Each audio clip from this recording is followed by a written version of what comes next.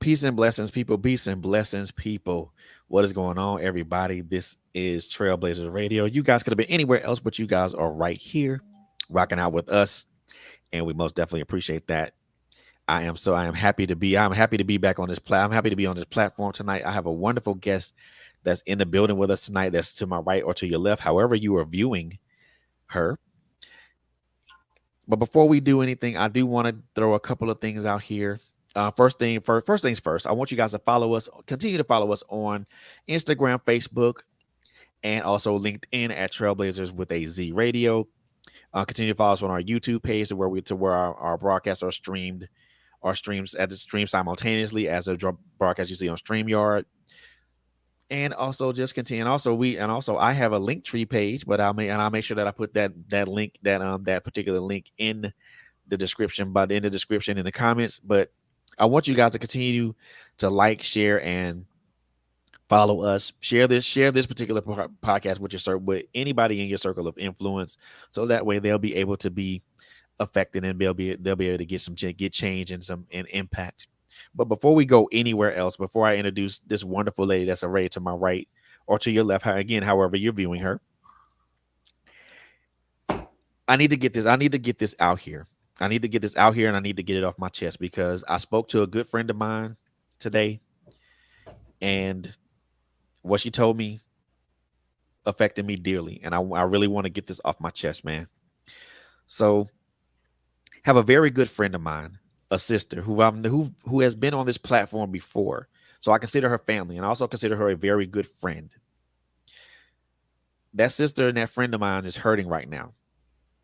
The reason that she's hurting is because her daughter was unjustly taken away from her and her children by a coward. That's right. I call this dude a coward. My friend's daughter's name is Janvier Stefferson, and she's not here to tell her story. However, my good friend and her mother, Hershey Stefferson, is. And I need everybody in the community in the community of Horn Lake, Mississippi. That's in DeSoto County. I need the people in that community to make some damn noise. I need y'all to get on the heads of y'all local leaders. I need y'all to get on the heads of y'all church leaders. I need y'all to get on the heads of whoever y'all can talk to, city council members, Congress people, governors, mayors, whomever. I need y'all to get on the heads of these folks.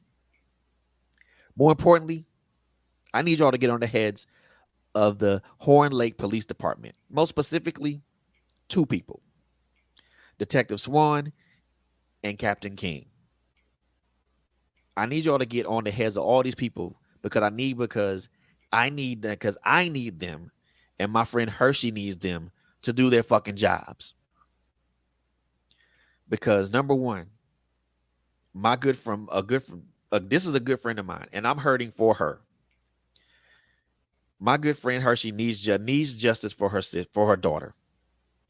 She needs closure for her daughter. Her daughter's soul and spirit will not rest until her story is heard. And once justice is duly served for her, I know that my good friend Hershey Stefferson can find peace.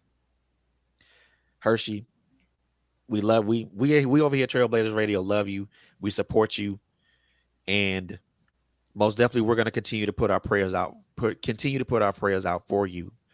Anytime you want to talk, and we've talked earlier, so the door is open for you to talk about that subject, and I'm most definitely going to have you talk about that subject. So thank you for allowing me and allowing this platform to get that message out. Because far too many times we have people that are adversely affected by shit like this, and there's nothing done about it. Police departments don't do their jobs. Local leaders don't talk loud enough. People in the community don't talk loud enough. But now this is a call to action. I already brought about the awareness. Now I need the people in that community to take action. And I want to apologize initially for coming on such an aggressive and somber note. But again, this message had to be sent and it had to be heard. And Hershey, if you're out there listening to us or out here on Facebook or wherever you're listening to us at or watching us at, I hope I did you and your daughter justice by bringing this message out. Now, now that that part of it has been now that that has been done, now that that part has been served, the young lady that's to my right or to your left, however you're watching her, needs no introduction. She was a previous guest on this platform, and we talked about her two books. One of them was the Queen of Darkness, and we also talked about another book, which the name of it I forgot, but we'll talk about that a little later. But tonight we're going to talk about her nonprofit, and we're going to talk about the impact it has for her community, and also the continued work that it has in her community. Ladies and gentlemen, I've reintroduced to you the author of The Queen of Darkness and also the CEO and founder of Mercedes Closet, Miss April Jackson Hunter. Hey, sweetie. Yay. Uh, pageant wave. That's what's up. That's what's up. My Miss American Wave. That's what's up. That's what's up. That's what's happening. How you doing, sweetie? I'm okay as well as can be expected under my trying times. Look, I know, man. I know. I know. Listen, It's been a crazy time. life been real over here. That's all I can say. Girl, yeah. I swear, man. I swear. So I know. After you heard that little monologue, I mean, I don't want. I would really like to kind of get your before we jump into this conversation. I really want to Listen, get your thoughts on that monologue. I'm holding back the tears. Like I don't want to cry already. I'm sorry. That's like it's powerful because this stuff is happening like every day, and it's so under discussed. It's so swept up under the rug. It's like you see it on the news 5 seconds and then it's over. It's like they've done their due diligence, but they have not. Like this kind of stuff, we have to get in. We have to be proactive instead of reactive. It's the only way we're gonna get in Yeah, front of this. always, always, and we need those people in law enforcement to do that, and we need those people in the community to do that. We need those leaders in that community to do that. It's I don't know, man. It's crazy as hell, and women, and I don't want to get into any specifics of that with my friend because when she told me that, my heart hurt, Yes, yes. and I felt like I had to do something. And if this right here, me saying something brings about people to Change. get up off their ass, to get up off their shoulders and do something, then the mission is complete. My mission is complete. But at Exactly. the same time, the mission doesn't end there. There's still awareness that has to be brought. But hey, And you always talk about tell your daughters how to dress and tell your daughters how to do this. Teach your son to stop putting his hands on women. Teach your son a girl, respectable way to be a man. Being a man don't mean overpowering somebody. girl, look, I know, and that pretty much segues in what we're gonna talk about anyway. Because I mean, your organization, Mercedes Closet, is an impactful one in the LGBTQ community, and I mean, and that's something I really want to talk about because that's something that is rare, that's not even talked about. We could talk about domestic violence amongst heterosexuals. We can talk about that all day long, but people in the LGBTQ community experience the same thing. So why? So At higher I guess rates. I guess my question is why are those resources that are within the heterosexual community not available to the LGBTQ community? They really don't feel like we are not in a relationship. They don't consider they still back in the Stone Age, but they don't consider our relationship real. And put it like that. I experienced domestic violence on both a heterosexual relationship as well as a gay lesbian relationship, and the outcomes were totally different. I can tell you. This is why I started my. This is why I started this right here. Right. With my children's father, um, they came and locked him up. I had to go to court. I got a PTO protection order. They gave me a divorce for free. Legal aid gave me a divorce for free. They did that. I had a laundry list of resources I can call. This and they come and get you, come and get that. Well, my ex girlfriend kept coming to my house, kicking in my front door. She busted out my windows. She had my lights and my water turned off into my apartment. She kept coming up to my job. She kept threatening to do bodily harm to me and my kids. I took all of this to the judge. 100 of them back before I did that. When she busted my windows out, she rode right by in her car. I said, there she go. You know they told me? Well, didn't nobody see her do it, so we don't know it was her. And my son was like, yeah, I was laying in the bed. She punched the window in, pulled the curtain down, and said, where your mama at? They still What? said they didn't have enough evidence. They let her go by. So I compiled all of these things she had been doing. Me calling the police because she's kicking in my door. They told me they don't feel like she was personally threatening me. What? Yeah, hold on, I have to drink some water. This where I was Man, at. swear, I swear to God. I mean, and I just when I hear stuff like that, I mean, my heart just goes out to those people, man. And it's not only from the heterosexual side, but in a gay and lesbian relationship too. I mean, it doesn't matter, to me that it falls upon the same falls under the same thing. Hey, Russell, what's going on? Hi, boo. That's my boo. Yeah, I know, man. That's my boy. That's my guy. That's my guy right there. That's my guy. So, I mean, so let me ask you this: did Mercedes Closet come out of a need to bring awareness, or did it come out of, or was it the birth? Was it birthed out of your situations? It was the birth because I wanted to be the resources that I was looking for when I needed resources. So I felt like, why not me? Why not be what you needed? And we're just getting off the ground. So if there's any other resources out there that you guys can offer people that you do, please contact me. Let's work together. Because each one teach one. And I guess Vania Jackson, that's your daughter. Vanilla. Yeah, Vania. She said, "Hey y'all, hey Miss J, hey Van, hey Vania. Thank you for That's my coming. Thank you, oldest. It's my oldest daughter. thank you for coming on. Thank you for coming on and supporting your mom. I most definitely appreciate it, and I know she does too. So it came out of what your situation. You said Absolutely. instead of relying on somebody else to be the help, why not be? Oh, I'm sorry, Prince. I'm sorry, Princess. Doing me. My apologies. Oh, it's my I'm bestie. sorry. It's My my apologies. bestie. What she? Look, I'm sorry. Hi, My apologies. bestie. I apologize. My apologies. I apologize, Princess. Go Doing best me. friend. Go best friend. Go. Go Hey, best friend. hey, Go Miss best friend. Princess. Go. Doing me. Start. I apologize. How you doing? Thank you for coming on and supporting Miss April. I appreciate it. I know she does too. So I appreciate y'all. My apologies, sweetheart. So your thing so your nonprofit came out of a need, like, and I Yeah. see where you're coming, where see where it's coming. You try to get all the resources that you wanted, Yeah. and you didn't. So why not be the resource? I got absolutely no help. It was like none and void.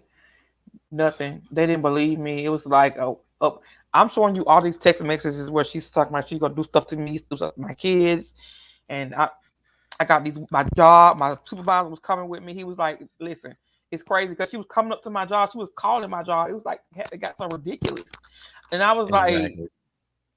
and I told him I was like, listen, I'm not gonna call y'all no more. The next call y'all get from me, y'all gonna be coming to get her body off my lawn because I'm not gonna keep going through this. I'm not gonna do this. Y'all ain't gonna Man, help look. me. You backing me into a corner. I have to defend myself. I got kids in here. Right, I got you. No, Russell, we're not talking about her book right now. We talking about her nonprofit, and we don't need to shoot anybody, Russell. What is he Okay, talking about? It's my boo. okay, Get okay, him, Russell. okay. We don't need to shoot nobody, Russell. Hey, Melanie, how are you? Yeah, I hope you're doing good. Um, but yeah, I mean, it came out. I see that it came out of a need for not having. the Absolutely. resources available. So why not? So why not be a resource? Why not me? Exactly. And when you thought about Mercedes Closet and when you thought about how to form this, hi Miss hi Mr. Hi Dr. Jennifer Jones Bryan. How are you? Thank I you for love coming her. on. She's Thank you so for coming hey, on. she's so great. She's a great one. I really love her. So when you did this, what kind of mindset were you in at the particular time? I was Were in you his 30s. kind of like at the point to where you were had was already tired, or were you did you feel like you exhausted all your resources or No. perceived resources? Let me explain how that happened. Because I didn't have, listen, I didn't want no parts of none of this stuff, no parts of advocacy. I just wanted to write a book. I just wanted to get my expressions on paper. I didn't even want to publish it. But my coach, Robin Robbins, Powerhouse, she got a hold of me and just set the blaze. And I birthed the book. I became an advocate. I got my voice. I started using it, and it's because she pushed me. I was in a shell. I didn't even want to talk about what I had went through. My kids didn't know what I had went through. Majority of my family didn't even know what I had went through until my book came out. And they were looking at me like, "Say word." I was like, "Listen," because I was ashamed. Look, I'm always fighting growing up. I'm always doing things in the street. I come from Bowen Homes, Perry Homes, Hollywood Court. So There I'm you fighting, and I got all this the homes, person, all the homes. this person that putting his hands on me. I was embarrassed. It was like I didn't know what to do. So it wasn't that I was afraid of him. I was never afraid of neither of them. Thank you. Right. Thank you. I didn't want to hurt them. I didn't want to hurt them. That what would stop me from retaliation because I didn't want to hurt them. Even when it came to the part that changed my life forever, when a gun was in my face, I still didn't want to hurt him. I just wanted him to leave me alone. Mm, man, that's got I mean, man, I can't even say you about Because I'm about to get missed.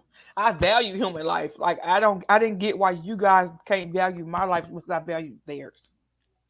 It's my thing. But see the funny part about that is that regardless of it's male or female, if that person doesn't value your life, human life, your life, or human life period, they don't even value their own. That part. And the funny part about it is like when and I hate to say this and I hate to kind of put kind of a stamp on it, but I don't want to say hate because hate is a strong word. I'll say that I strongly dislike the simple fact when someone says, if I can't have you, then nobody can have you. What is that? I just like My thought exactly. What the hell is that? like you know So how so many people are in the world. if I leave you, that means you gonna pop, you gonna shoot me or something? Like if it doesn't No, work Russell, out, we're it not having a doesn't work shootout. out. I know. No, Russell, there's no shootout here. I We not being violent tonight, bro. It's know. peace. Peace, love, and have grease. It's not peace, love, and soul, man. Come on, Don Cornelius. Come on now. I know I got on my black girl shirt, dog. Can't be. It's non-violent today. Exactly. What I mean, I get that part, and and again, I dislike the phrase "if I can't have you, nobody can have you." That right Really? there. That's to me.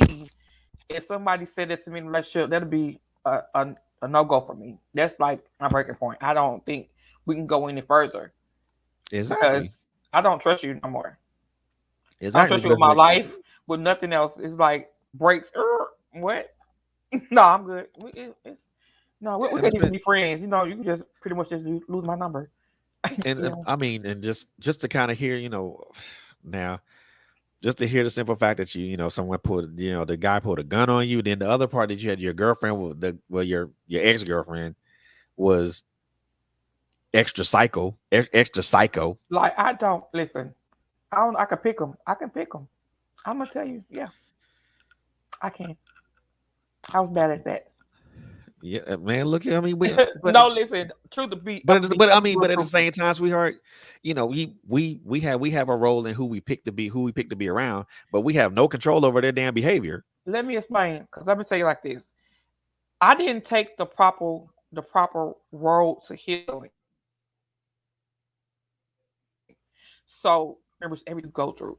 I was still picking people my body was comfortable with, and that was toxic relationships because I didn't heal myself. So I was Right. still, even though I was different form, different person. Hey, cousin, I was still picking what my body felt was familiar, and I was still going through the same cycle. Yeah. Yep. That was it. But you realize though, but you also realize that that cycle had to end, and you had to be the one to end it. I did, and when you're tired, get tired, and it do. Girl, look, I'm telling you. Now, when you formed this nonprofit, who did you? Well, where did you start from? Who did you partner with? Did you were there what resources did you find? Did you use as far as forming this nonprofit? My business coach and my consultant, Robin Robbins. She is, like I said, she a powerhouse. She walked me through it. It was like, even though I was chaotic at times, I'm so glad she kept me leveled. Because you guys, I am very, my mind be, I'm ready to jump off the cliff. I'm ready to jump. She like, no, no, queen. No, no, no. We got this. Relax. It's okay. I know she probably got like 4 or 5 gray streams right there on the side came from me because I was hysteric. I'll be texting her like 12, 31 o'clock at night. I don't know what to do. Wait a minute. What are you doing? It's like, go to bed. Like, Is your mind running at 2 o'clock in the morning? She telling you go to bed. listen, because I have insomnia. I suffer from a lot of stuff from my abuse. I have depression. I suffer from anxiety. I have panic attacks, and insomnia is one of them. And I be up literally. I can get up and start cleaning in the middle of the night because I'm. just up. But now I'm doing better. So, but yeah, it. I I used to be feel up on my you. computer like, okay, what is this? What am I doing? And I can be freaking out and I'm texting, not even knowing what time it is because I'm up, just be texting random stuff. She be looking like, go to bed, girl. Relax your mind. You okay? We got this. We got you. You okay? But she is great. She is so great. I love working with her, and it's just like she just such inspiration. Like I promise you, if you in a need of looking for a coach or you looking for a consultant, a business consultant, listen, she got you. She'll get you on the straight and narrow, and she don't hold her tongue. So if you sensitive, she that person for you, cause she gonna tell you how it is off the rip. She ain't gonna hold her tongue. She not gonna bite her tongue. She gonna let you know, and it gonna be the reason. You either take it or you don't. Shameless plug over there. Shameless Listen. plug. Shameless plug. And I love it. I love it, man. It's so from inception to early beginnings of this nonprofit. Um, what were the challenges that you had? My biggest challenge is myself. I'm gonna put it there because I overthink a lot of things. So I was trying to pile a lot of things on my plate because I wanted this to be so perfect. So I was just trying to put a little bit of everything. It was becoming a smorgasbord of something that didn't need to be there. So I had to clutter stuff out and stick to the basics, you know.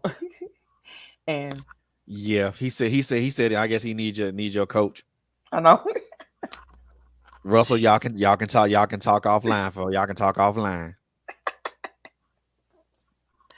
And it was just like my biggest thing was me. Oh, What he's like,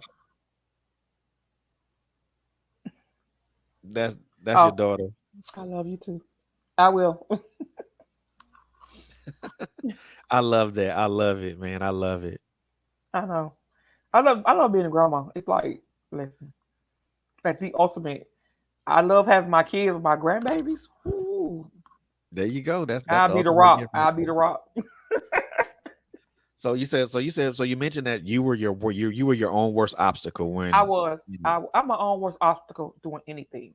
I have to get out of my own way. I overthink things. I make it way harder than it should be at all times. I panic quickly, and it's like burning. It all burns down, and the burning blaze in my head, and everything could go is going wrong. And that's how it's just me. I don't know. I don't know why. I don't, it does. It's me. But I'm getting better with myself. I'm a creative. My creativity be on overload, so My organization skills are a bit of a mess because I write stuff down on pieces of paper because they come in my head. I gotta write them down. I have a form. I mean, I have an organization in my head. I know what my stuff is, but to the other outside eye, it looks like what you got going on here. A whole mess, right? But I know what it is, though. I know what it is. But People look like, what the hell is it? What the hell is all this right here? and it'd be Oh, don't worry something about that it. I I know was what it writing is. down. Yes, but that's how I do. That's how I work. But it comes into one big beautiful ball at the end. So That's what's up. And I see you out there. Wow. And here we go. Here go Russell. So he already throwing questions out here. So we gonna go ahead and throw this question out here. Russell Tyson asks, how do you balance your relationship and your endeavors with your nonprofit? my wife is my vice president. So it's like work and play. I'll just play. No, literally, she backs my play. She pretty much just okay, baby. Yeah, okay, baby. Because she knows it's no win. If I'm on the road, she ain't gonna stop me. She gonna be like, yeah, y'all move out her way because she on the road. Don't leave her alone. But yeah, it works out, and she keeps me grounded because I will, like I said, I will go overboard. Mm. So she Okay, just she told most me, definitely uh-huh. please tag her in this video. Please tag her I in this. did. I tagged her right when I had yeah, she's tagged at the top. Cool. That's what's happening. That's what's Yeah. happening.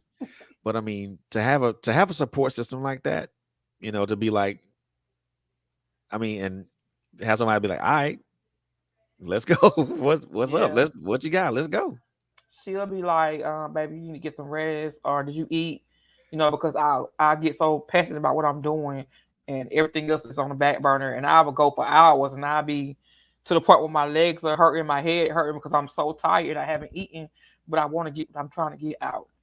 And she's like, you know what, just take 10 minutes. Let's go get a snack. You can try it again. Yeah. I love it, man, because you have to have somebody that's gonna keep you grounded. Grounded, yeah. You'll float away. You have to have someone that's gonna be supportive of you, supportive of your dreams, supportive of your vision, and someone that understands your vision and understands the sacrifice that your vision is gonna bring you. Yeah, absolutely. And a lot of people, when they don't, but they don't see that, they don't understand the sacrifice that first of all a creative has.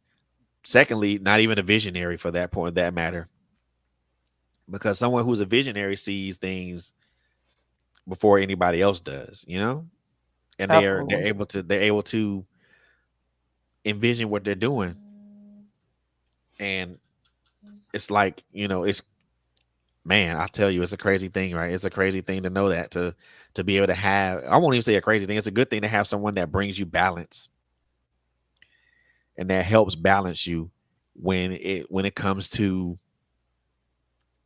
balancing that, your work life, your your nonprofit life and things of that nature. Yeah, all that. I love it because you need to have that someone that balances you out. That one person that'll bring you down when you're high strung, or somebody that'll just, while you running around like a chicken with your head cut off, they're gonna grab you and be like, "Hey, baby, chill out, cool down, let's do this." Yeah, she does. Yeah, Russell, yeah, Russell, that's true. However, Russell, for a counterpoint to that, and I'm gonna put this out so everybody can see it. But a counterpoint to that is not everybody operates in that manner. And I say that wholeheartedly because that's not first of all, for me, that's not how I operate. And you already, and I'm gonna say this out loud because I say it to you privately all the time. You already know my reasons for approaching you, or even or even hanging with you. It's not because of what you do. It's because not it's necessary, and it's not, and it's number of reasons. Number one is because we family, but that's not the main reason. kindred spirits hang around each other. Absolutely, I feel that. Kindred souls hang around each other. And he is I such a bright gravitated light. towards you because yeah, I gravitated towards you, Russ, because you're a kindred spirit like I am, and you I already know how you are, but also I just we encourage each other, and that's good, and it's cool, and it's a great thing to have someone in your corner that does that. I know, Russell. Be quiet. Don't worry, don't worry. You coming on here too, so don't worry about you, bruh. I got you. You bring your little tail back on here too. I know he's so talented. He is so talented. Very much overlooked. So let's jump into this organization of yours. Um, the first thing that I want to the first what I want to ask you is what challenges, and I'm pretty sure there's plenty of them. What challenges do men and women in the LGBTQ community face when it comes to domestic violence? There's a lot of challenges. One is ourselves. We people tend to be so quieted in the LGBTQ community because of all the biases and the hatred that we get from outside, that we suffer in silence and won't say anything about what we're going through.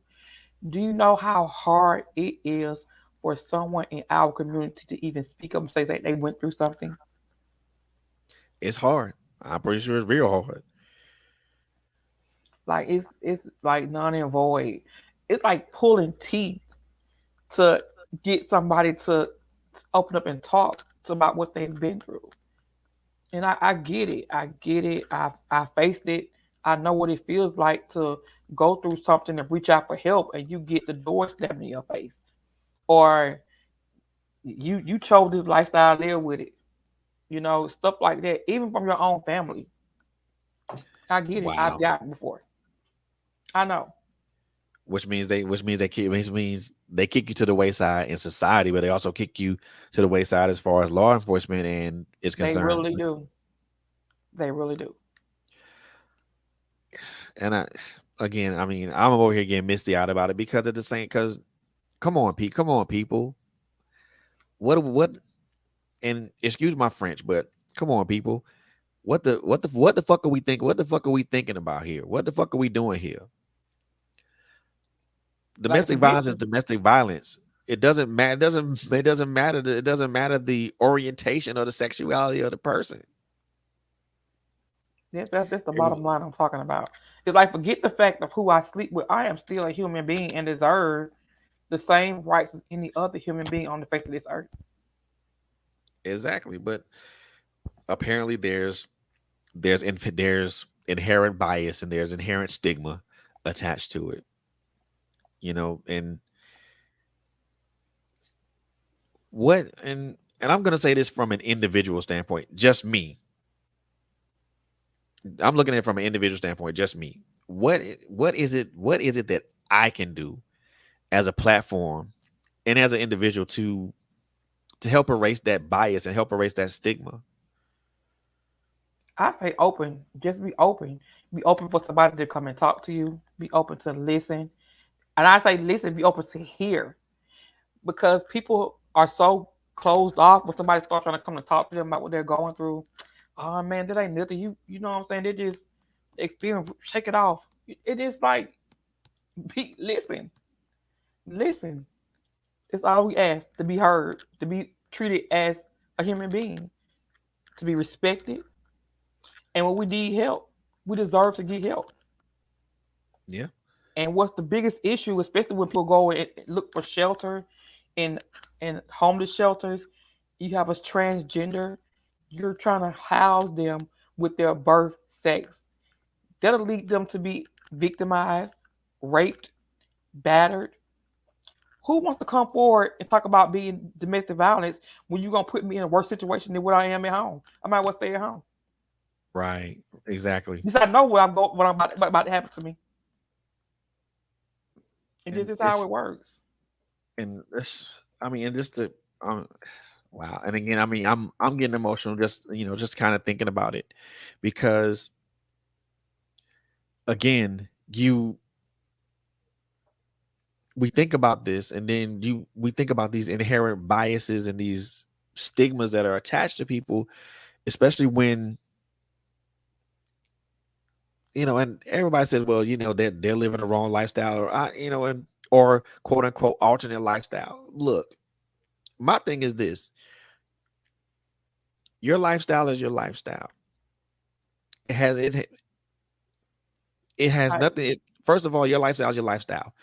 I'm not. I ain't. I'm not in your bedroom at night. I'm not in your home. that part.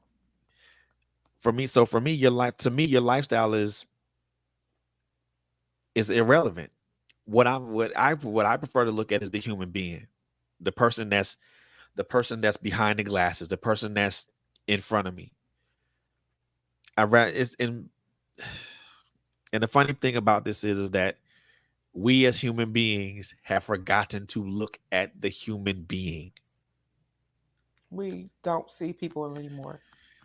They see dollar signs. They see everything other than A human being. the humanness of whatever is going on in our world. It's disgusting to me sometimes. Like I really can't. And to increase, I guess, and that's why I asked the question: what could I do to bring about more awareness, or even bring, or even better yet, bring about a call to action? Again, like I Just said, being domestic open. violence is domestic violence. It don't care about your sexual orientation. It doesn't matter if you're heterosexual. It doesn't care if you're gay, lesbian, or queer, or whatever, or anything like that nature. It doesn't care. It doesn't matter. It It doesn't does care not. And what because you're that doing person. now is perfect. You're opening up platform. You're giving me a voice to share stories. You give me a voice to be heard. That in itself is a feat. It's a jump. I'm glad I can open up that platform for my platform for you. I mean, again, when I think about this, and then also just thinking about the simple fact that this month is Domestic Violence Awareness Month, It definitely is. and I'm an advocate for that. I'm a strong advocate for that. And for women as well as men. My concentration is a little bit more for men, but at the same time, it has to be on everybody because, like you mentioned earlier, we're all humans here, Exactly. and excuse me, we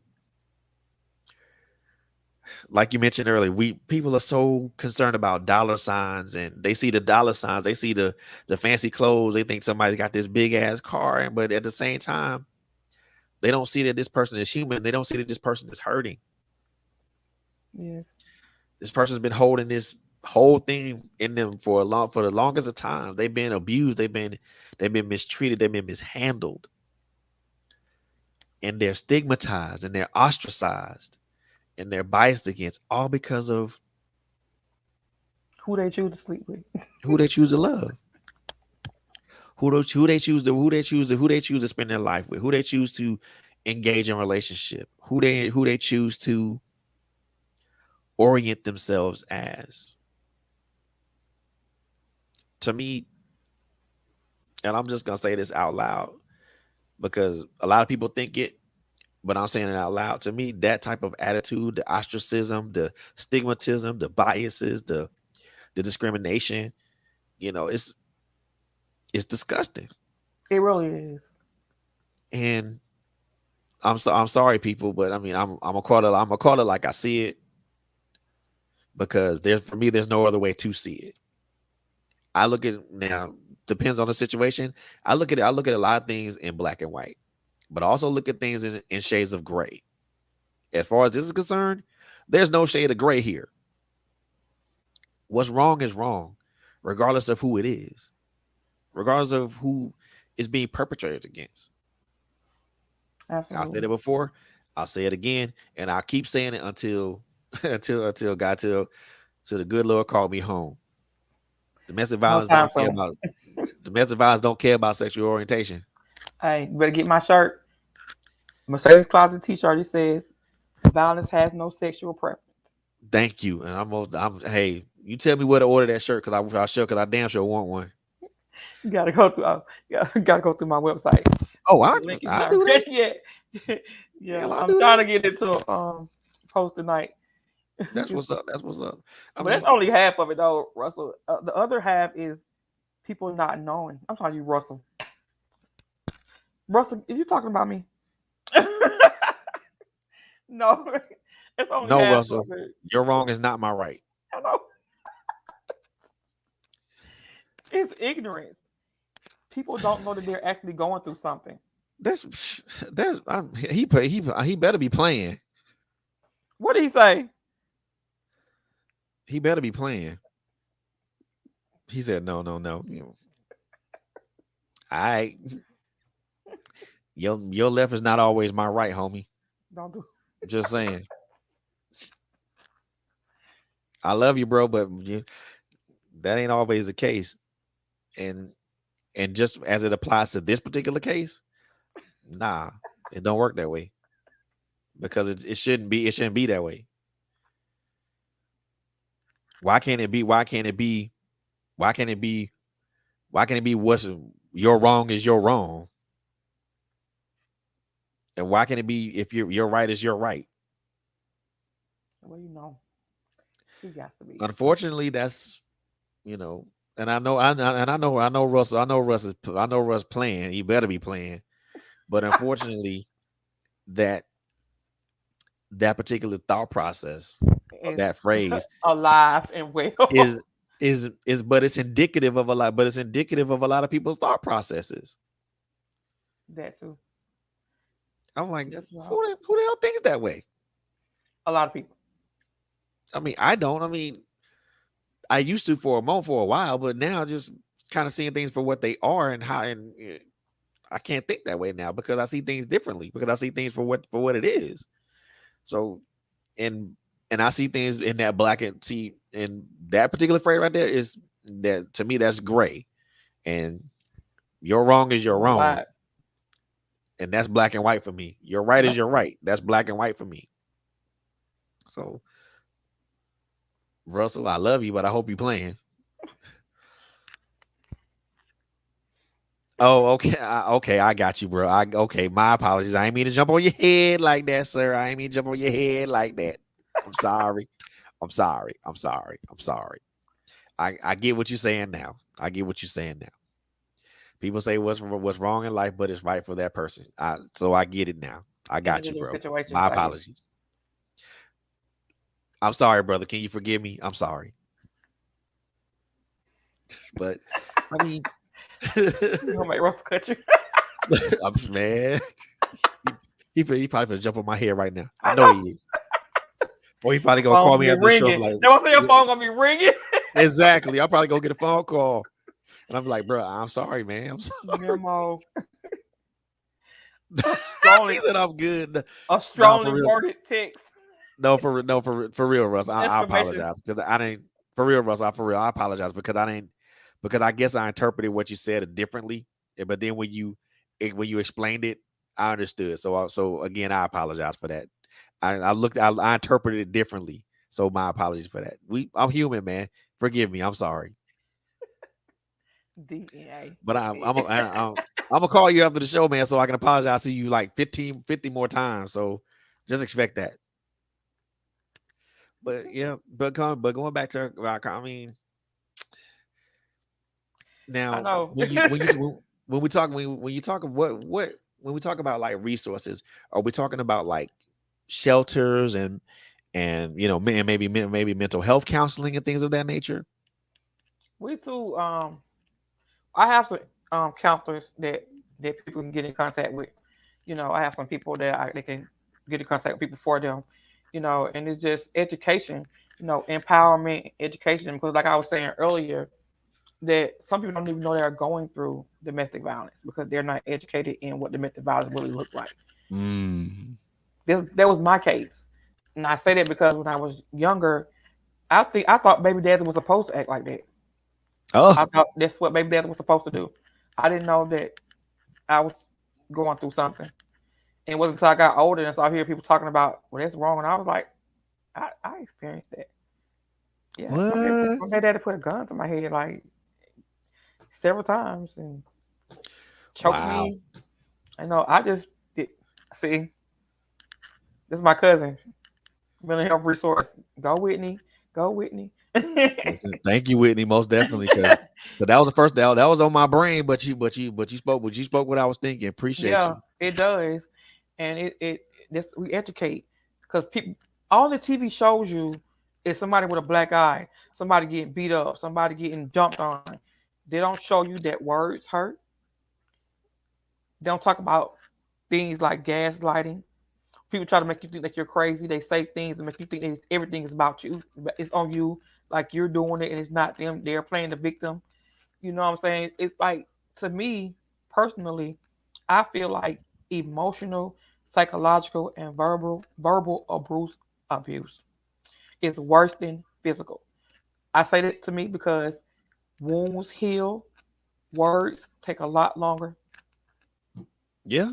Oh yeah. I would agree. I'm apt to agree with you on that because a black eye can heal, a broken bone can heal, a cut or a scrape or a scratch can heal. As long as they're like not, as long as they're not fatal. Now, I'm sorry, but just I'm gonna say this because I'm not saying this to promote that That or no, anything of that nature. I'm just saying it definitely to not make a statement a or point. better yet, prove an example. Yes, But words, oh hell, man, look, somebody calling you ugly 24 hours a day for 3, 4, 5 years of your life, and you look in the mirror like, shit, maybe I am ugly. You know, and, maybe I am, worthless. Or, and that and that's what leads to things such as suicide or severe mental health issues. Because absolutely. because you can some because you if you hear someone say that I don't that you fat, that you're ugly, I hate you, nobody's ever gonna love you. If you hear that Yeah, for a period of time, you eventually it's lucky gonna get I'm to the with point you. You yeah, lucky I'm eventually, with you. You ugly, and nobody else wants you. You lucky I'm here. You should do what you if you should be thanking me to be with you. really. And people, you when somebody hears those words for a period of time, eventually they're gonna believe it. So now I'm finna try to leave because I said what I said. You conditioned. Don't go, don't go, don't go, don't. I can't be with myself. Because they think that this is all it is for them. Is this person. Because they've been conditioned to believe this over and over Yep. and over. Yep. And the funny thing of it is like when the minute that person you get the strength, you finally when people finally get the strength to leave, The damage is done. yeah. And that person's already quote unquote damaged goods, which Yeah. means it leads to trust issues. It leads to like other things. So like anxiety, depression, panic attacks, Yes. um I'm a I won't say schizophrenia, but what's the one I'm thinking about? Severe psychosis. yes. Those I things. suffer. I suffer every day. I mean, I don't have. I'm on medication again. I already stated that because I had some experiences that I had to get back on medication. I had to get back in therapy because I had become Yes, back Whitney. into a Yes. rut. Yeah, conditional. Yes, condition. Yeah, but I had to get my. I had to. I can't be an advocate for self care when I'm not okay. So I had to take a step back and I had to go back to therapy. And I had to get back on medication because my anxiety was going through the roof. My depression was going through the roof. I was on an emotional roller coaster almost every day. And my wife was like, sis, you gonna be okay? Because I could be in here having a good time and 5 minutes I'm somewhere crying and balled up on the bed, because she was looking at me like, I don't know what's going on. How can I help you? I can't reach you. Because I had started going back into that dark place. So I had to take a step back and reevaluate myself. And I was like, Yep. sister girl, you're not okay. Yep. Some stuff Because that there's happened some with my kid's father, and it recycled. All the old wounds came back, and it was like I was back at like square one. But I'm yeah. okay. Because at the end of the day, there's only so much hugging and kissing that your mate can do to make you feel all right. Because it starts with you. And on a side note, and I'm just jumping off topic for just a moment. Great. So we as black folks need to normalize therapy and healing. Speak, speak. You better speak. I'm sorry, but I'm gonna say that right now. And the reason I say that, and again, I'm not trying to go off topic, but when you said that it brought that thought process to mind. We as black folk need to normalize therapy and healing healing and not normalize traumatic and dysfunctional ass behavior and experiences. I'm sorry, but I'm saying it out loud because it needs to be said because it's not said enough, number one. And I'm That saying part. this on this platform out loud because I'm sorry. Seen the bullshit with R. Kelly. And again, not talking, not jumping off subject, but Lord. I seen the shit that happened with R. Kelly, and it's a fucking trickle down effect. I It's a really trick. think that It's a trickle down effect. he should be the only one being punished. I really don't. I really feel it in my heart. But you know what? He don't want to made himself culpable. But there's other. But we both know there's other people involved that should be also be brought to light. But will that happen? Nah. And that's a subject for another. That's a subject for another show. But and I most definitely want to talk about that.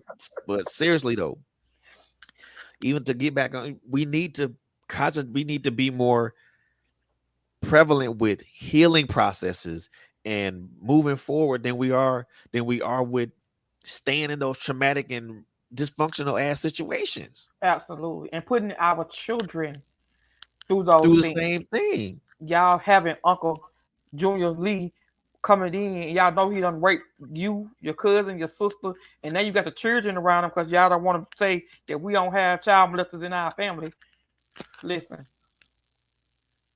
It look, Whitney, Whitney, Whitney, get out of my head, girl.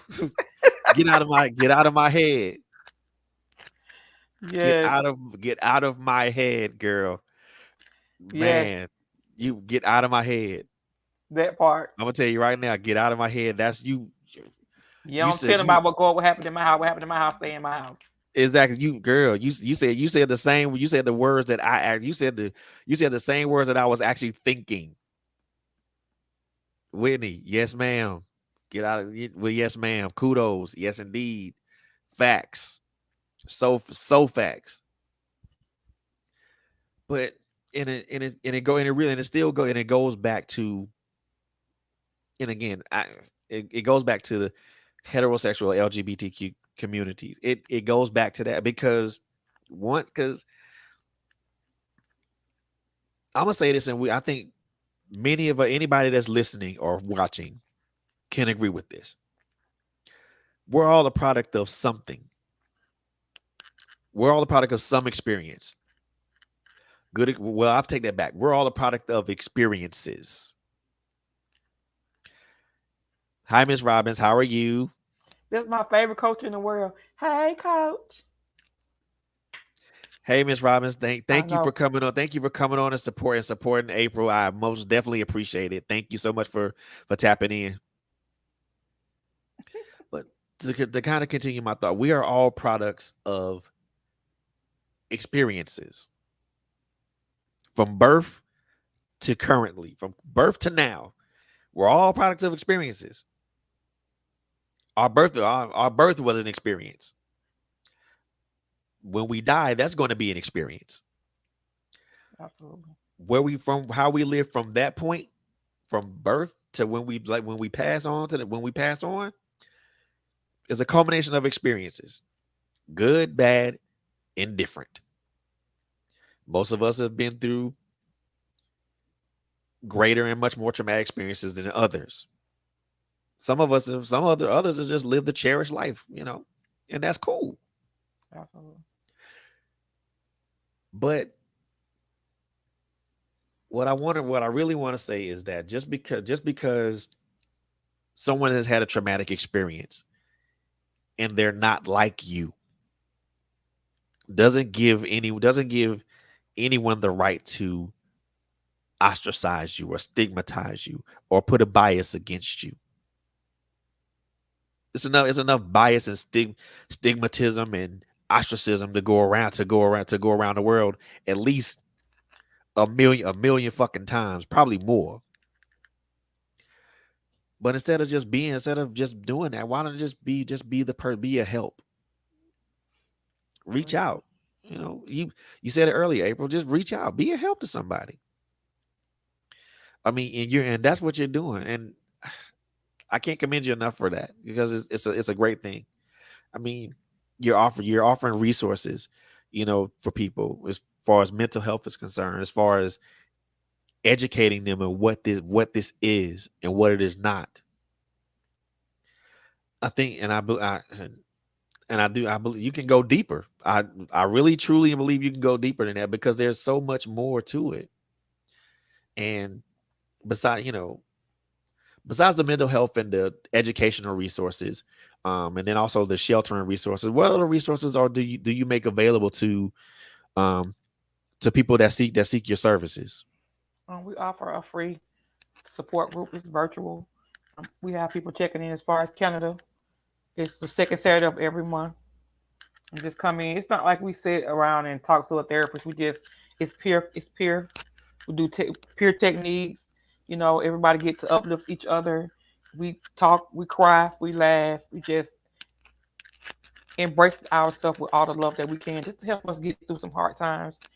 And it's very fulfilling for not only myself, but for everybody that comes to there.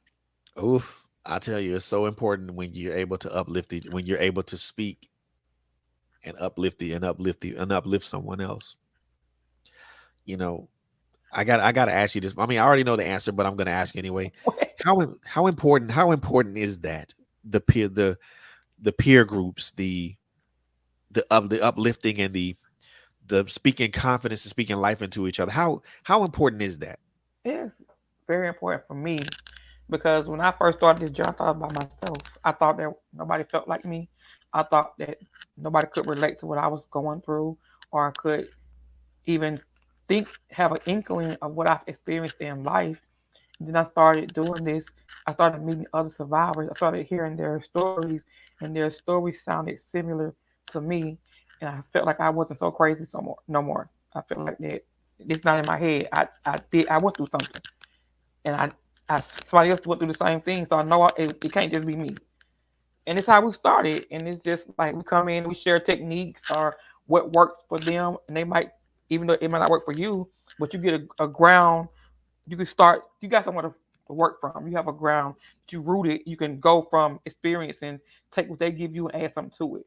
So you have to do your own work. But at the end of the day, you get some techniques. You get some things that might help you. Say you can't sleep, and I can't sleep. I drink chamomile tea, and I tell you, try chamomile tea. Put some peppermint in it. You feel like, if you feeling like you really can't sleep, I put a little fireball in there sometimes. I'm going. I'm gone. But you know what I'm saying? And it's a technique. Like, it can make it help you, even though you might not drink fireball. But you know, Right, got you. I got you. It, man, and I love the way you answer that because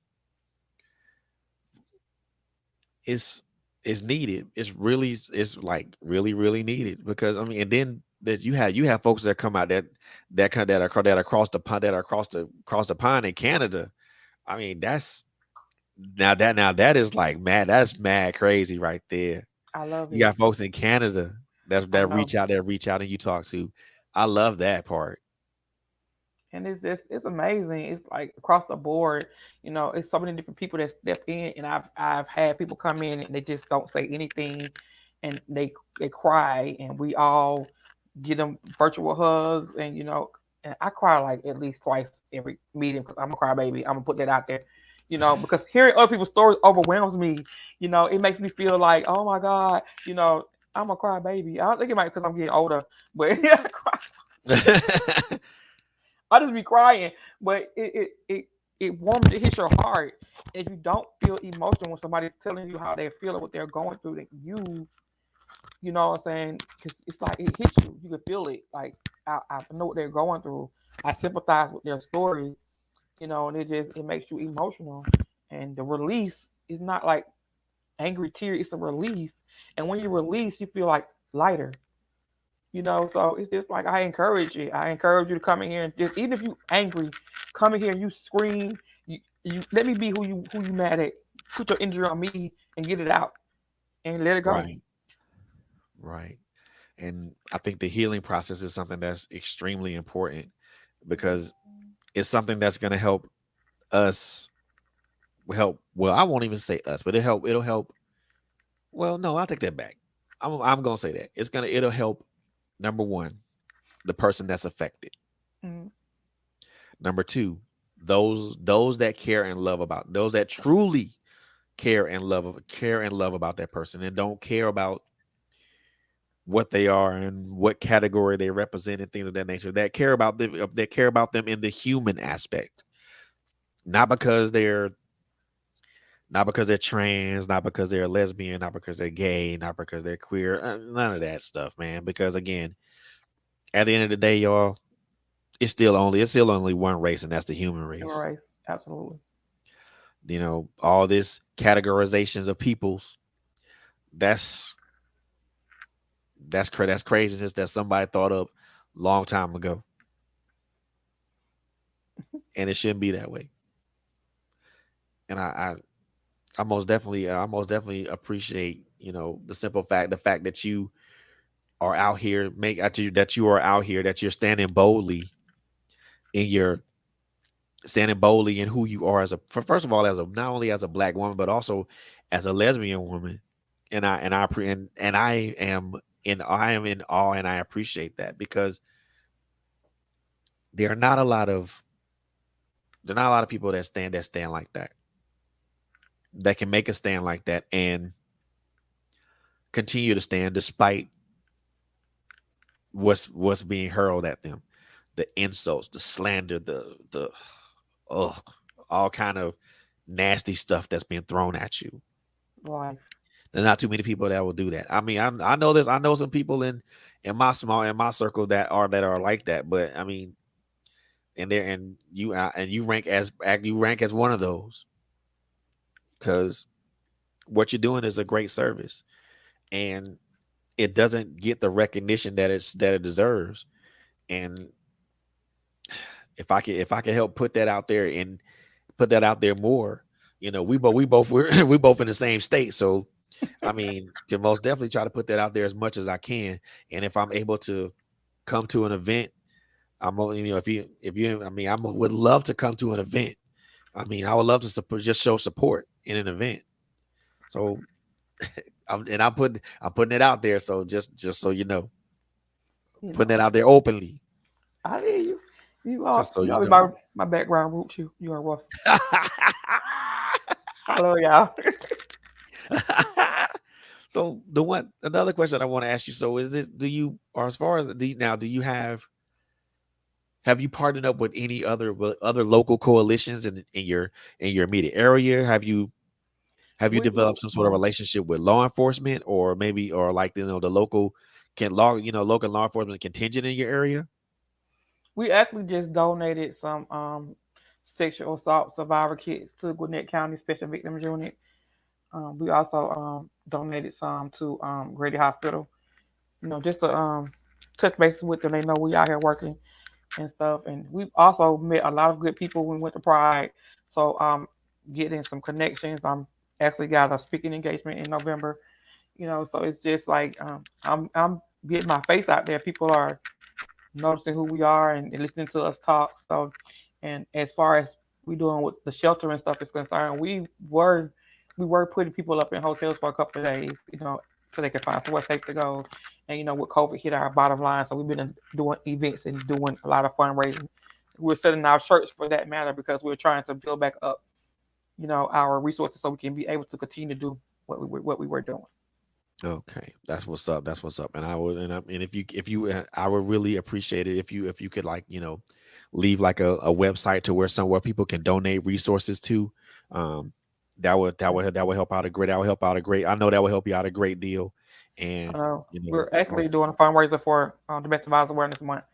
We're collecting oh like personal hygiene items like tampons, pads, stuff for guys as well, shampoo, conditioner, soap, deodorant, socks, washcloths. And my I love my job because a lot of my coworkers donate a lot of stuff. Like we have a lot of pad stuff downstairs, okay, and we're that's going to what's be up. So I giving mean, out little care packages for the homeless at the end of the month. So if you oh guys wow, want to, that's cool. That's cool. I mean, oh man, just make sure you leave a website there in our in the I'll in the leave my comments so that website as well as my email address.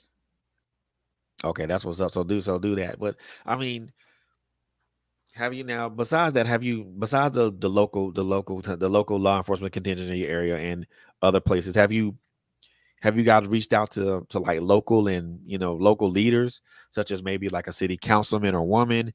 Have you guys reached out to someone in like a local church community? We work with Refreshing Word. That's my home church. So we do a lot of things through. Then we did what where we went and donated to. I think it's Lost and Found. It's like a shelter for the children, the LGBTQ kids.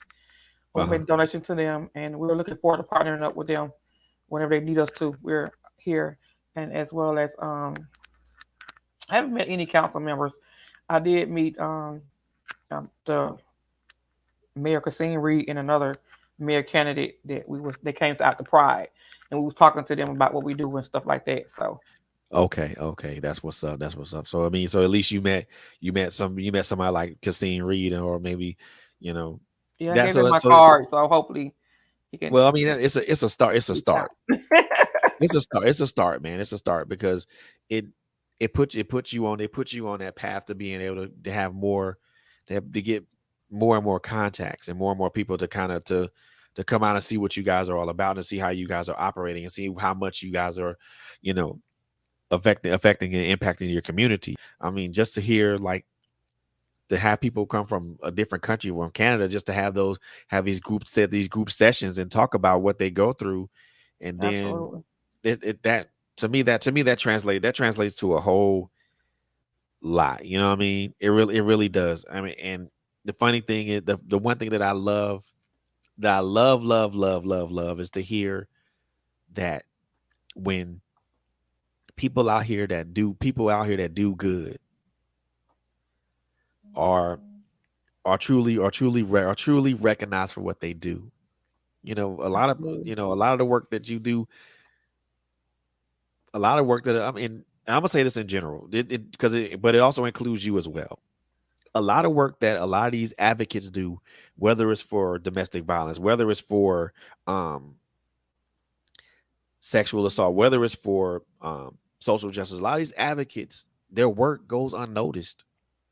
It's largely gets swept up on the table because they see the bigger picture.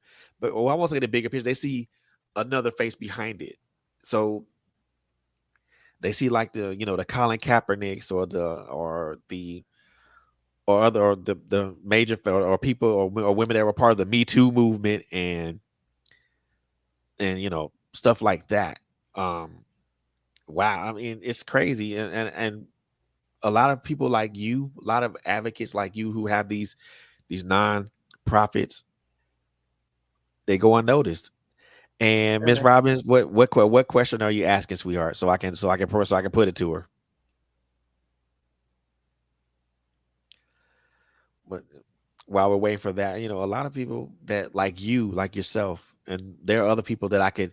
There are so many people that I can name. In addition to you, I mean, like you, April, my sis Angela Thomas Smith, Melanie Johnson, Sheena Goodine, um, Monica Reese, Quentin Jones, Coco Fenton, um, Sandra Gamble, all these wonderful people that I know are advocates for one thing or another, whether it's domestic violence, whether it's social justice, whether it's mental health. All the I'm saying this out loud now because like I did again, there's a lot of y'all, and I can't name all y'all at one time, so I'm gonna say it collectively. Yeah. I truly, truly appreciate y'all for what you guys do. I really, truly appreciate you guys for what you guys do because it's it is not an easy thing to do that. It's It is not. not an easy thing to stand on a belief or a purpose or a concept, and you guys are doing it, and you guys are doing it very, very well, and it's needed. Got you, Miss Robbins. I got you. So Miss Robbins asked this question. She wants to know. She wants to know your point of view in regards to the scene of the advocates that we have today. So yeah, I I'm gonna let you marinate on that a little bit because I know because there's a lot of advocates that you could probably think of on one, or probably more than one, more than on probably both hands and both feet. I really like the way advocacy is going. I see a lot of younger generations speaking up and speaking out. At Pride, I did meet this young lady. She's a transgender. You could not know, you would not know by looking at her. She until she told me what happened. And it was like she's speaking up to bring a face to normalize transgender lives because they do matter, and it blew me away. So I'm really grateful of seeing a lot of younger, a lot of more vocalists going toward the younger generation because I like because other people we know stuff. We've been here for a while, but young people can really listen to somebody who look like them, and it really brings about because we need to reach everybody, not just older people. So I love it. That's my whole thing about my point of view with that. Just the younger generation speaking up and speaking out. I really love it. I just And Miss Robbins, if you don't mind, I want to expound on that a bit, if you don't mind. You know, I think the advocates of today, and I'm gonna agree with April here. They are so much more aware of what things are and how it is and how it relates to them. They're so much more aware of that. But also with them being aware, they're also much more direct in their actions, in their speech. They don't they don't wait around. They don't wait around for folks to march and for folks to do marching and stuff like that. They take action. they do.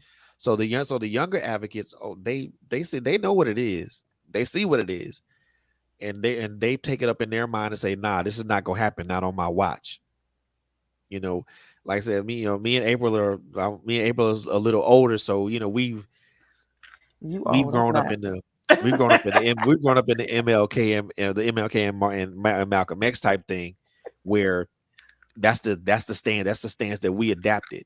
But Yeah, the younger generation, they bring it sometimes, and I man, like that. when they bring it, they bring it, and Yeah, when they do bring it, it brings about a palatable change. It really does. And I commend these young folks. I've commend these young folks when they you know when they do beat these streets, and when they do it with a purpose. And I think that's the damn, and Ms. Robbins, to me at least, that's the difference, I think, between the advocates of, I won't even say old, the advocates of yesteryear to the advocates that we I'm currently, still I mean, saying I'm old. sorry, I mean, This sound now even don't get older. This I sounded mean even no, older.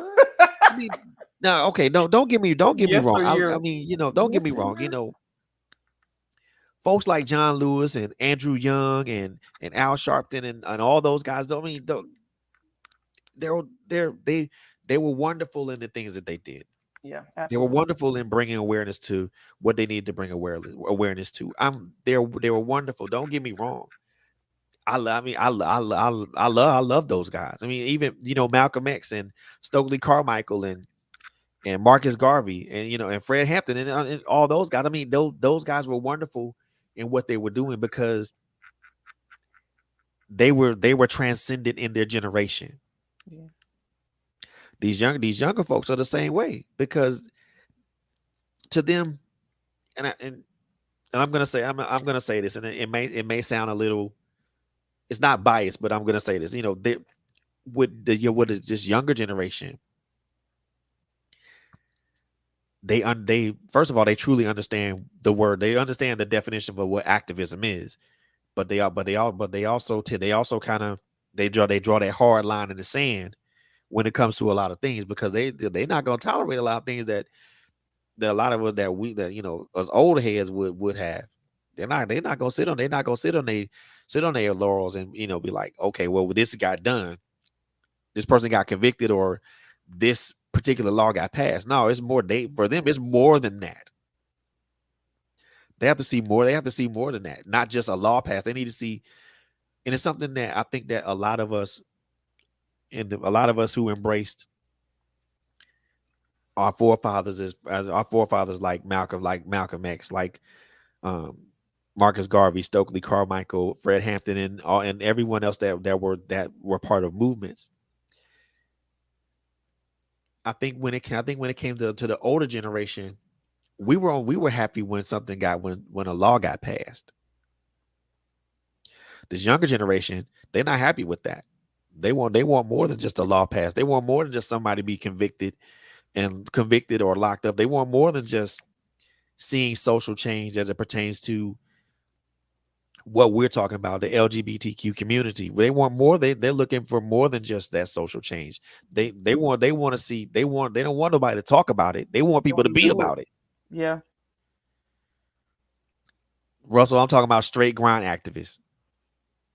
I'm not. But when I use folks like John Lewis and Al Sharpton as an example, bro. But I'm talking about straight grind activists. Those are the ones. Those are the ones that I give more. That I give deference to. Of course, and this is just me. The other folks. The other folks laid the pathway. The other folks laid the pathway, but it's folks like you, April, and it's folks like um Angela and Monica and Sheena and Quint and Coco and Sandra and Melanie and everybody and other people. Those you guys are the front. You guys are the frontline soldiers.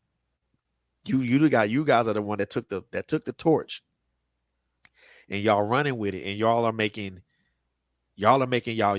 impact on your own terms, and not based upon a silly rule or some predetermined rule or some predetermined set. Y'all are making progress and impact on your own terms. And that's what I like. That's the one thing that I like about your nonprofit, because you're doing it on your own terms. You're not taking a cookie cutter and just repeat and just rinse and repeat. You're doing it the way you want to do it. And you're doing it based up off your experiences. And I absolutely. and I appreciate that. I hope that answers your question, Miss Robbins. I mean, I was quite long winded with that. My apologies. Be fine. I was quite long winded with that. And Miss Robbins did ask another question. So, what are your thoughts in regards to what is needed as far as resources for the community based upon your experience, your expertise and experience? Absolutely. I really do feel like emergency housing is needed more emergency housing is needed for transgender. I've found during Pride there's a lot of people in the transgender community that need a lot more resources that we have readily at hand. It's a lot of people on the streets that need a lot more resources, as well as I feel like how can I say a second chance program come Mhm. about with helping. I know I was working with Miss Justine Ingram from Atlanta Trans Housing. They need a lot of help with getting like name changes or proper identification for transgender people. So it's kind of like shelter and getting them to have the proper documentation as far as that's concerned. Um, I know we do need um, a large housing for individuals with families, LGBTQ people who are losing their homes. We need shelter for them, family like family units for whole families to go in, and just a lot of, like I said, personal stuff that we need to just get involved in. Make sure that our people in our community have exactly what they need in their time of they need help. Is it indeed, and I'm wholehearted. I agree with you on that. And not to expound on it, but I really do think I really do believe as far as like the housing and things of that nature. It's for me, it's just a matter. And I don't want to say this is super simple because I'm pretty sure it's not. I mean, I don't know. Maybe what I mean. I guess what can be done as far as that's concerned. I mean, is there any way that that people folks can pool money together and buy property? If it's something that needs to be renovated, can it be Yeah, renovated? Can it be restored? I mean, if you're talking about like a community for families. I mean, you're talking about like, oh, Thank and you, Miss Coach. Robin said, "Thank you so much." I know. Thank you, Coach. I love her so much. And I don't know. I mean, I don't know what needs to be. What could we do there? I mean, because if we're talking about like something like that for families, aren't we? We're talking about like, um, geez, maybe a hotel, maybe like an old motel or Hotel, hotel yeah. establishment. That was my thought. My next, like, what I wanted to start working on, because I wanted to, because I people get categorized, like I said earlier, by their birth sex when they go to shelters, and this is not safe, especially with someone that's being transgender, whether it be transgender female, transgender male. It's still not safe to put them in other places where they don't belong, and to be further Right, victimized. And we just need some safety housing for our community. I'm pushing it. right. Now, the one thing that I wanted to ask, and I'm not sure if Miss Robbins thought about this, but I want to ask this. Now, how do you feel about um how do you feel about self defense tactics for LGBTQ community? How do you feel about I think self-defense tactics should empowering be those people with self defense tactics? with for anybody. I really wholeheartedly feel encouraged to do that. That's some stuff that everybody should know to get them out of situations is self-defense. Whether it be how to proper carry stuff like mace, or how to just either use your hands to get yourself away, and the impact placed on the body that you can use to get you time enough to get away. But I feel like everybody should wholeheartedly be Do you now educated do you, in self-defense. now do you advocate conceal carry? Me personally, I love to carry weapons. I'm just saying. I feel like everybody should, to each his own. Because some people don't like carrying weapons, but if, to protect yourself, I don't say just go out there shooting holes in people, but if it comes down to somebody trying to take your life, I wholeheartedly agree with concealed weapons. So that's a and so I want to say this, out there to those people that are, that are LGBTQ that are listening to this podcast, or listening or watching this podcast. Um, I want to say this and I want to make this very plain that I I agree with April. I agree with April in this aspect. It's very important to understand to know how to properly defend yourself in in a situation, a life or death situation. What are you gonna do in that situation? I mean, you're 90% out of 100. Your fight or flight instincts are gonna kick in, and you're gonna do one of the two things. You're gonna run or you're gonna stand. You're gonna stand and fight. If you stand and fight, do you know how to properly defend yourself? Do you know how to get an attacker off of you? More importantly, even to break it down even further, do you know how to use mace? Do you know how to use a knife? Are you can you be properly trained how can you be properly trained how to use a handgun and adhere to applicable laws as it pertains to concealed carry? So I agree with April. Self defense is something that is paramount. There's actually three Most things to that fight or flight. It's not Yeah. just fight and or flee. It's freeze. Because some Ah, people okay, I tend got you to because I forgot. Some some people people do tend freeze. to freeze, and when they're faced with danger.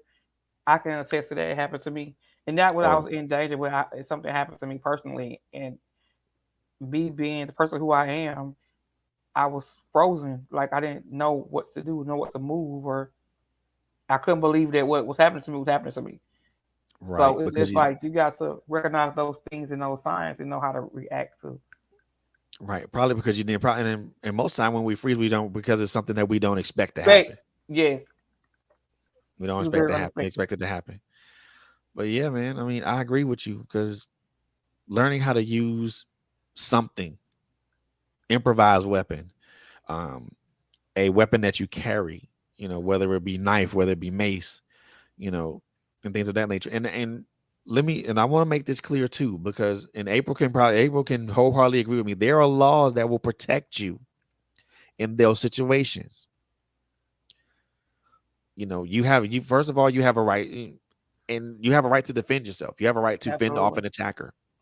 That don't mean going chasing him down the street and trying to shoot him in the back because you're going to Exactly. No, jail. this is yeah, no, Don't do that. we're not talking about that type of thing. We're not talking about stalking somebody and stabbing them in the gut and then leaving them right there and or impaling somebody with a knife. Yeah, no, we're talking about in a self defense situation, guys. Situation. Yes.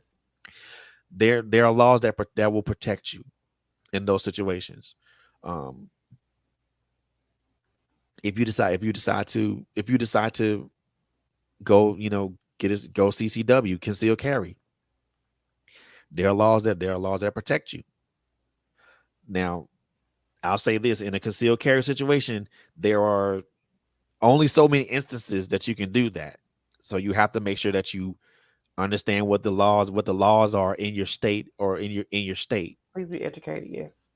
because because there's only certain instances that you can use a gun in a self defense situation. So make sure that you read up about that, because if you employ your gun in a self defense situation, there let's just put it like this: there could be there could be, number one, not only a hefty fine attached to it, but you could possibly be charged with a crime. So make sure that you understand the laws in your state and what's applicable and what's not applicable. Absolutely. So I mean,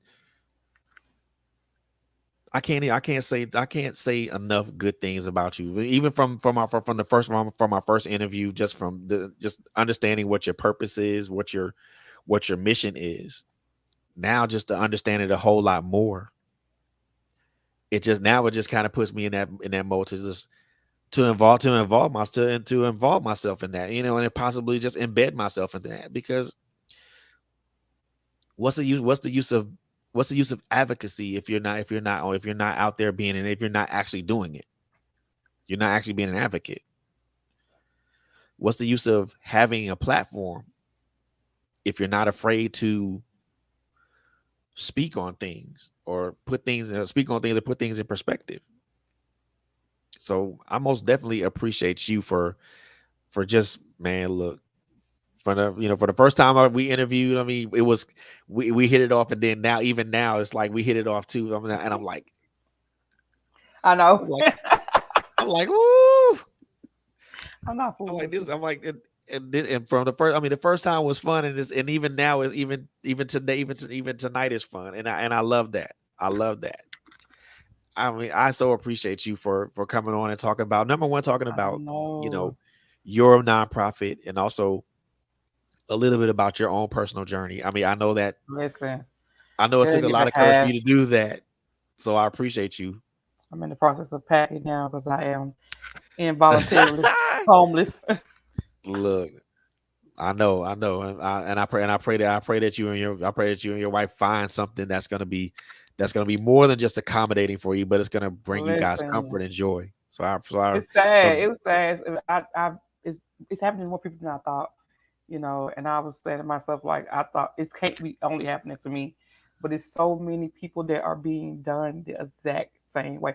I'm back. If you guys don't know what we're talking about, we just found out last month that, well, it wouldn't happen last month. My landlord sold his condos, all his properties. His father passed away from COVID, and hey, babe, oh, look at my that, look at that, look at I that, know look like my landlord sold his condos. You Tammy, guys, you got a real one on your hands.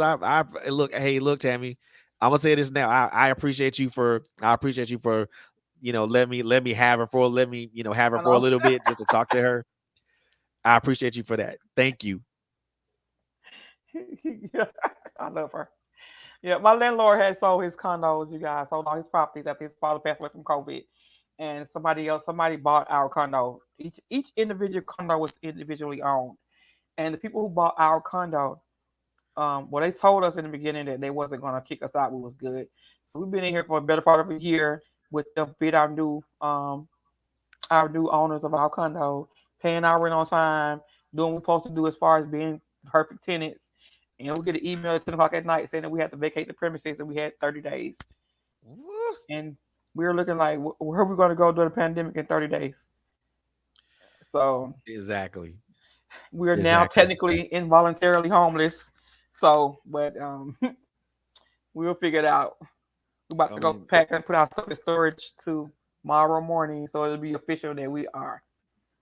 man, look. I mean, look. I'm most definitely praying for you guys finding something that's going to be more than accommodating for you, but it's going to Listen, also bring you joy and comfort.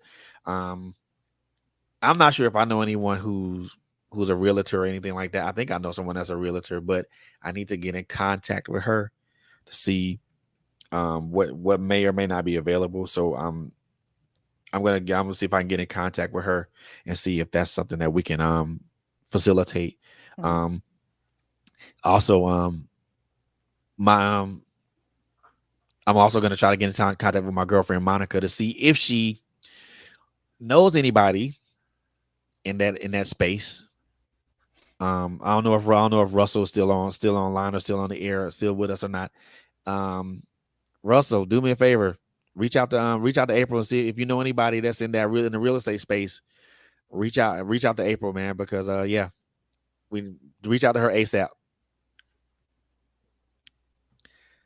But and so as I always ask anyone who comes up on particular this particular podcast, this particular venture. I know I asked you this before, but now knowing a little bit more about knowing a lot more about your mission, about your experiences, about what you stand for, about your advocacy. I know we talked last time about this this marathon called life and each stage of it. The beginning stage where you're out the gate, the middle stage where you have a steady pace and you're moving, and then the latter stage, which is the finish stage, where you're at the finish line's at hand, and you're just coasting, and you're just coasting. Now, because I asked you this the first time, and now I just kind of want you to kind of reevaluate that a little bit. Now that you've revealed a lot more about yourself to me and to our listeners and to our viewers, where you see yourself now as far as this marathon's concerned? look, I am nowhere near the finish line. Life has been throwing me so many hoops. I don't know where I am. I just No, I get it. I get it. like crazy. It's been life has been real, you guys. I don't sugarcoat nothing about what happened to my life, and I thought I was in a good sturdy point in my life, and now I'm not. So it's just like it is what it is. I'm not definitely not at the finish line. I'm not there. And as far as my business and stuff is concerned, I feel like I have a long journey to go to get to where I want to be. So I'm not gonna say I'm in the beginning, but I'm definitely not at the finish line. So you probably say you're somewhere in the middle. I'm getting there. You getting you slowly I'm creeping getting toward the middle. I I'm get getting it. I there. get it. I mean, and I get that. Life throws us so many curveballs. And hell, it's only I so many think I got a curveballs you can lot of swing at. curveballs, a whole lot. So I just say it's only so many curveballs you can swing at before you make contact with one. Listen, at this point, I'm ducking them. I don't like stop throwing it at me. Stop Nah, throwing I'm standing in that batter's box because eventually it's I'm gonna I swing. know. I'm gonna swing and miss, but it's gonna be one I'm gonna make contact with. And it's going out the park. I don't know. I'm gonna try, So but I don't want to get. I don't want to get hit no more. I I just I like. feel you. I feel no, but you know what? I feel you on that because I feel you on that because a lot of this is one thing that I didn't mention that you just brought to my mind. That you brought to my mind. Advocates go through a lot, y'all. They have so much on their plate. Not only managing a real job if they have an actual job if they have one, but they're also managing a nonprofit or organization that they have. They go through a lot. As well as being a They writer. get they get thrown into a lot. They get hit with a lot. And the one thing that I will say, and I say this for anybody that number one that I've had on this platform, but for any advocate that's listening or watching, I see you. I do. Your efforts are recognized. Your efforts are not in vain. I know the hardships that I know. I understand. I can't even fathom to understand the hardships that you guys go through as far as being advocates for people, for people, and for people that are suffered injustices, for people that are going through domestic situations, for people that are going through mental health issues, for people in the LGBTQ community. I can't imagine. I can't even fathom to imagine the things that you guys go through, the experiences from other people that you guys take in. But I want to let you guys know that I see y'all. I appreciate y'all. I know what you guys are doing. I know what you guys are doing is hard, but I see y'all. And I most definitely appreciate y'all. And I'm most definitely gonna keep my prayers up for y'all. Um, and I'll say this again: if anybody that's an advocate for any type of cause, if you guys want to come on to the show and talk about what your advocacy is, come on, you guys, come on, let's talk about what you advocate for. I mean, we can have a conversation about it. Nothing to me. This is an unscripted and unedited show. We can talk about it. We need to have a panel discussion. Oh yeah, we can have one of those sessions. Trust and believe. Trust and believe. I mean, I am not. I'm not afraid of that. I'm Thank you, really not. Coach. And Miss Robin said, "Great job, April," and I will applaud that. I know. But That's hey, Miss look. America wave again. Oh yeah. I love that, Miss America Wave. Yes, indeedy. So I'm gonna give you this opportunity right now to give yourself a shameless plug. I want you to let everybody know who I you are, know. what the name of your Ooh. nonprofit, where they can find you at on social media, and also let people know if they want to, if they want to be a part of it, be a part of this movement, or if they want to donate to the movement, whether it's monetarily or anywhere or any other way. The floor is yours. All right.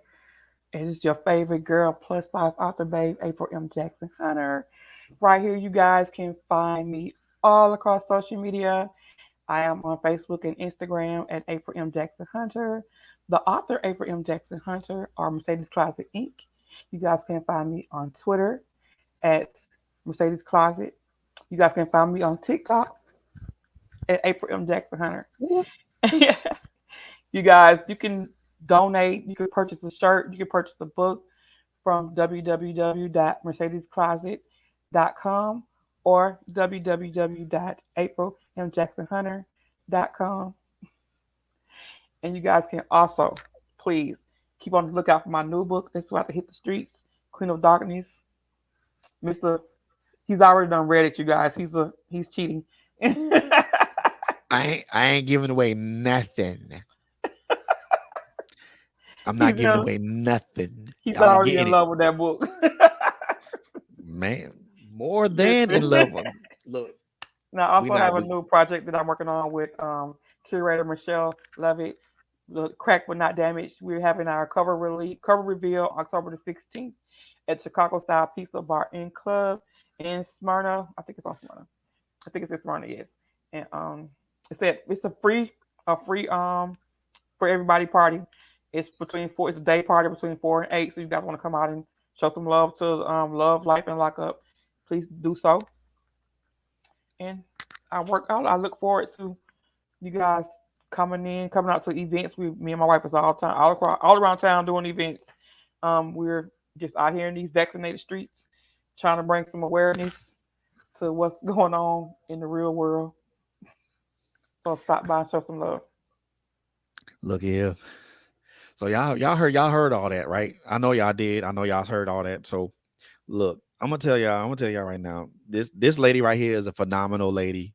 She has a wonderful platform, an advocate for um LGBTQ this her community, or basically I won't even say her community, because again, we're all human beings. So this is that community is just as much as ours as it is as hers.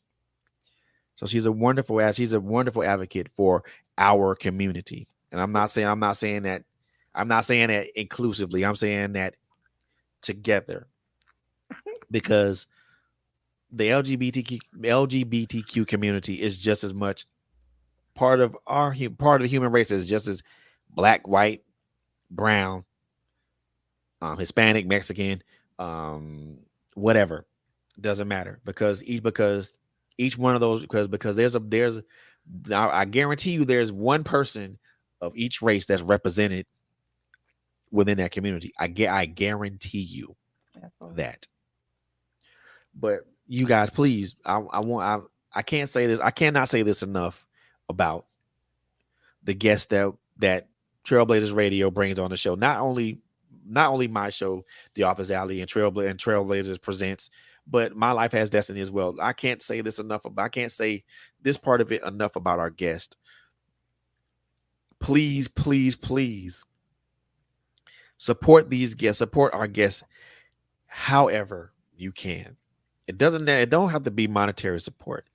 So you can show support by showing up and asking what needs to be done. You can show support by donating to a cause, whether it's non-perishable food goods, or whether it's perishable food goods, or whether it's clothes, whether it's shoes, whether it's toiletries, whether it's whatever.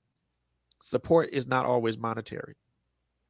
Support can be in the way of showing up, volunteering, donations, um, asking what you can do in your community to help bring more awareness.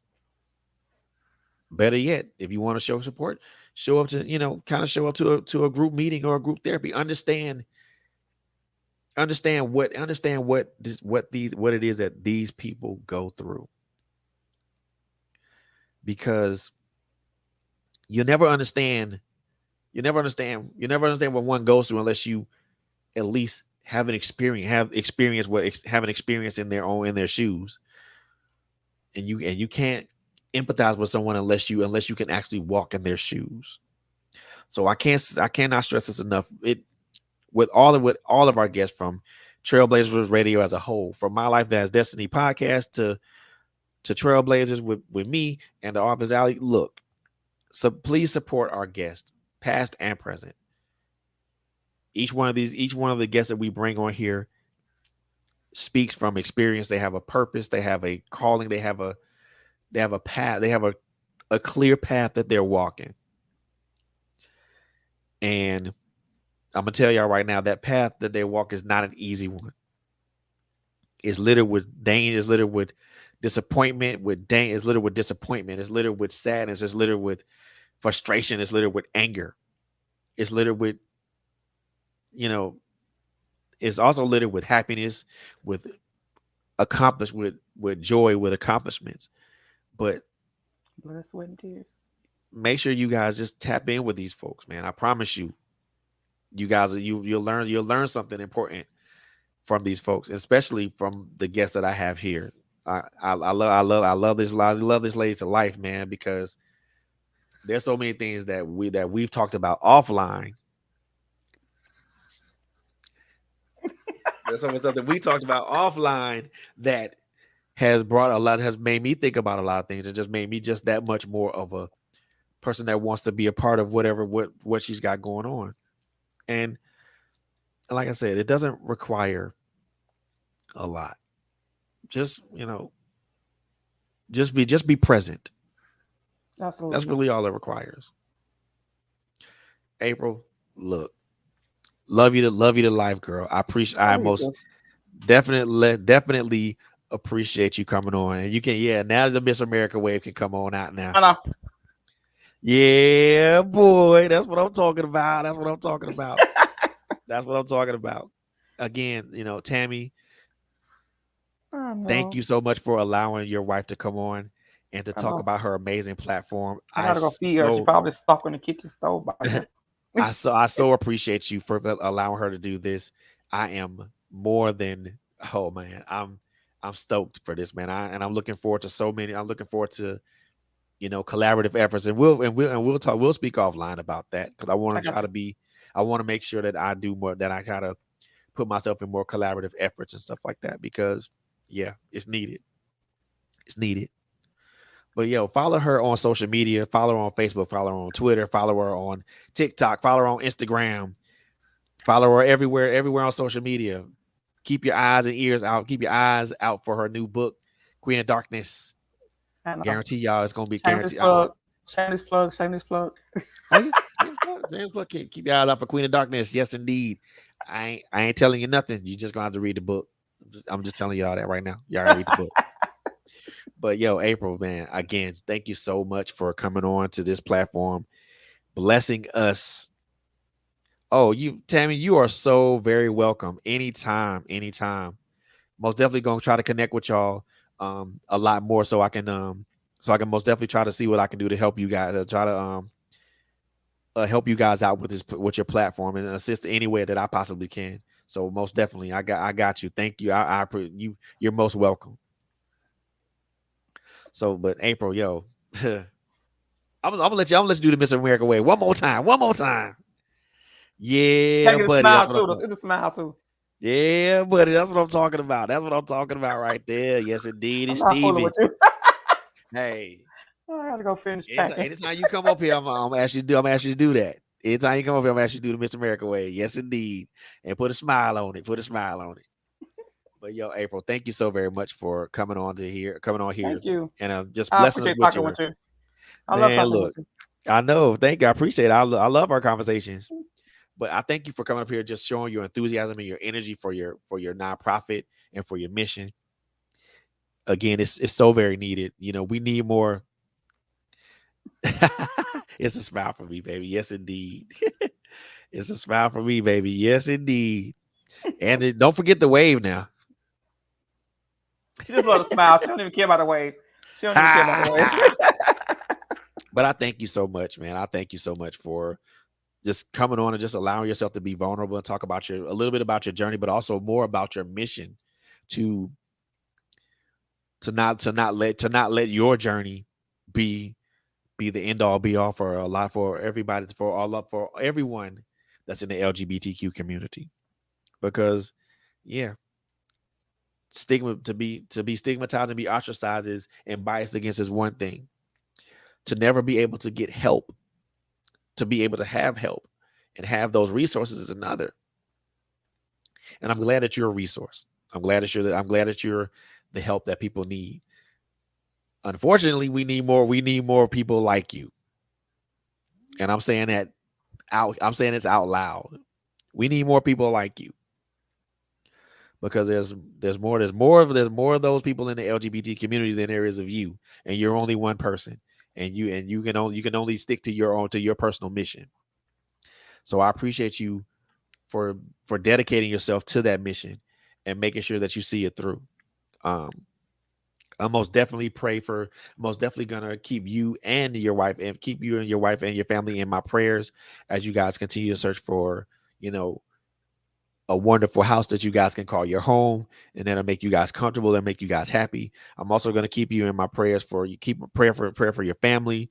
You know, this this COVID thing is taking folks out left and right, but also Yes. we're seeing this stuff at an amazing rate. But I pray that you and your family remain safe and remain healthy. So Yes, that's sir. my prayer for you guys. Um, that's my prayer for you guys as we close out this show. And I also want to thank you for being patient as I made sure that my good friend my good friend's message got out, because Absolutely. That was there powerful. there's not there we need more messages like that. And as long as I'm breathing and drawing air, as long as I'm drawing air, and as long as my friend Hershey tells me to, I'm gonna keep putting this message out here, because it needs to be said. It needs to be put out there. So, ladies and gentlemen, that's going to end this particular episode of Trailblazers with FLBD with my beautiful guest, Miss April Jackson Hunter. But you guys keep your ears on the ground. Keep your ears and eyes to us, because My Life Has Destiny podcast is coming at you guys on Monday with Quint Jones and Coco Fenton. Also, check them out on Wednesday as well. Um, also, I have I think I got a special episode that week, but I'm not sure what weekend. What week is that? Oh, so yeah, the 15th. Yep, Nope, not. I'm not gonna have an episode this week. However, I may do a pop up show Friday just to kind of get some stuff Switch it up. off of my brain. Um, it's probably gonna be something that you guys are probably gonna want to hear. So I'll let you guys know what that is and when as the time comes. But for right now, I want to leave you guys with this particular thought: ostracism and stigmatism. Those are two very, very, very ugly words. The reason I say that they're ugly words is that because those are words that we as human beings casually apply to anyone that's not like us, to anyone that's not to anyone that's not similar to us, to anyone that doesn't have the same values, the same belief systems, the same structure, the same emotional and mental structure as us. Yeah, those are ugly. Those are very ugly words. Those are words that should never apply to any human being, regardless of regardless of what they look like, regardless of their skin color, regardless of their race, their sexual orientation, or their origin, regardless of who they fall in love with, whether it's a heterosexual relationship or whether it's a gay, lesbian, or queer relationship or trans relationship, it should not matter. The reason that I'm angry about those two words is because those words have been used far too often and for far too long. When we stigmatize and we ostracize people, that's basically stigmatism and ostracism is just another word for discrimination and bias. They're just someone just decided to be brainy about it and put it in those words. Stigmatism and ostracism should never apply when it comes to us as humans, because number one, we're all humans. We all bleed red when you cut us. We all have feelings, we all have emotions, we all have thoughts. It is far time that we remove those two ugly words from our thought processes and from our dictionaries, and replace that with love, care, fealty, respect for each other. We're supposed to love our fellow man, but in this day and age, are we really doing it, or are we saying we're doing it and we're just putting a mask on and saying that we're just holding some secret or inherent or obvious bias? Something to think about. I want you guys to think on that tonight as you guys rest tonight, or as you guys continue about your way and do whatever and doing the things that you have to do. Once again, I want to thank my beautiful guest, Miss April Jackson Hunter, a for being my beautiful guest, and also just being transparent and being very vulnerable with herself. And I appreciate that. Ladies and gentlemen, this is going to conclude Trailblazers with FL Beaty. As I always say, we love you guys to life, and there ain't a damn thing you guys can do about it. Absolutely. I want you guys to also be safe. Take care of each other, and please continue to love on each other, because this world needs a whole lot of love. Yes, it does. We need a whole lot of love. So take care of each other until next time. Love y'all, and we're out.